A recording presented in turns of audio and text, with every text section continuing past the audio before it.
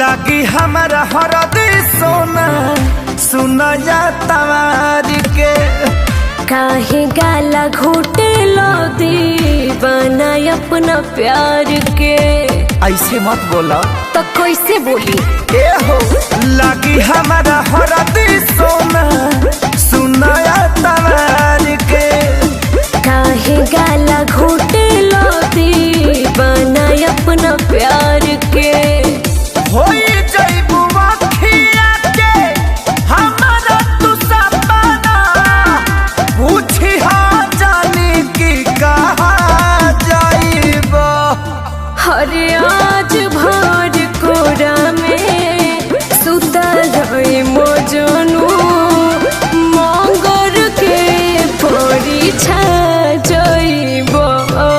हरे आज भर कोरा में सुतल रही मोजनू मंगर के परीक्षा जइबो।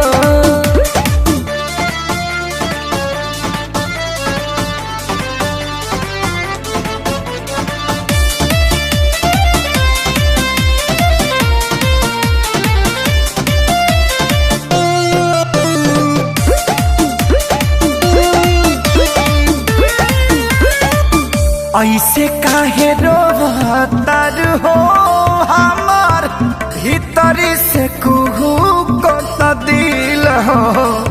अपनी मोहब्बती दर्द यरो सोच तू कैसन होई फील हो। मान जा सोना ए हो ऐसे काहे रोवतार हो हमार भीतरी से कुहू को दिल हो। अपनी मोहब्बती दर्द यरो सोच तू कैसन होई फील हो। मिल के हमें जिसे पता तनी पगिले कही हाँ जान की पहरा जाइबो।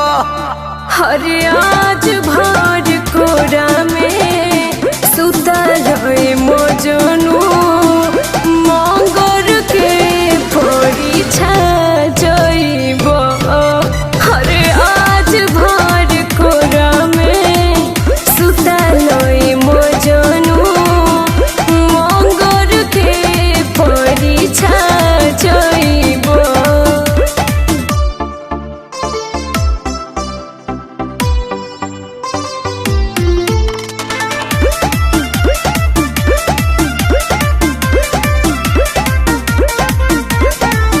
विधि के विधान जाने हो बोला कहवा बके हुओ मिटवले।